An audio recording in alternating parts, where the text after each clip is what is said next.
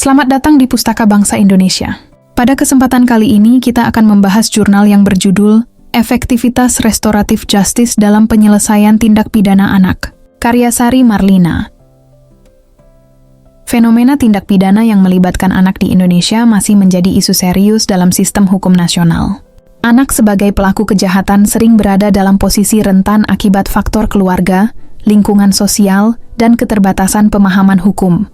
Data menunjukkan bahwa ribuan anak berhadapan dengan hukum setiap tahunnya, terutama pada kasus pencurian, kekerasan, dan narkotika. Paradigma lama yang bersifat retributif dinilai kurang relevan karena lebih menekankan pembalasan daripada pembinaan.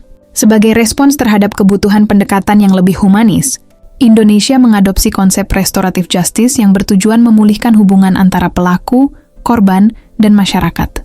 Secara normatif, penerapan restoratif justice diatur dalam Undang-Undang Nomor 11 Tahun 2012 tentang Sistem Peradilan Pidana Anak (SPPA) yang menekankan mekanisme diversi sebagai upaya penyelesaian perkara di luar jalur peradilan formal. Pendekatan ini sejalan dengan prinsip the best interest of the child sebagaimana ditegaskan dalam Konvensi Hak Anak (CRC).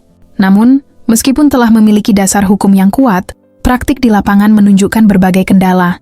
Penegak hukum seringkali belum memahami konsep restoratif justice secara mendalam, sementara masyarakat masih cenderung memandang pemidanaan sebagai satu-satunya bentuk keadilan yang sah. Kajian teoritis menunjukkan bahwa restoratif justice memiliki landasan kuat baik secara moral maupun empiris.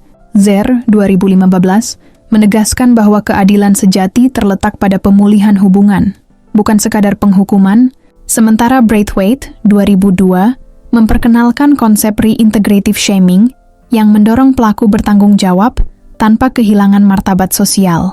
Dalam konteks Indonesia, pendekatan ini sejalan dengan nilai-nilai Pancasila dan budaya kekeluargaan yang mengedepankan musyawarah dan pemulihan sosial. Beberapa penelitian juga menegaskan keberhasilan diversi dalam menekan jumlah pemenjaraan anak serta menurunkan tingkat residivisme. Metodologi penelitian yang digunakan adalah kualitatif dengan pendekatan normatif empiris. Secara empiris, restoratif justice terbukti lebih efisien dibandingkan peradilan konvensional. Proses penyelesaian perkara melalui diversi rata-rata hanya memerlukan waktu 2 hingga 3 bulan, jauh lebih singkat dibandingkan proses pengadilan formal. Tingkat residivisme juga menurun signifikan, yakni sekitar 18% dibandingkan 36% pada jalur litigasi. Selain itu, korban merasa lebih puas karena suaranya didengar dan pelaku memiliki kesempatan lebih besar untuk kembali ke sekolah atau masyarakat. Meski demikian, keterbatasan fasilitas, minimnya pelatihan aparat, serta persepsi masyarakat yang keliru terhadap restoratif justice masih menjadi hambatan utama. Kesimpulannya, penerapan restoratif justice dalam sistem peradilan pidana anak di Indonesia tergolong efektif dalam aspek perlindungan anak, pemulihan sosial, dan pencegahan residivisme.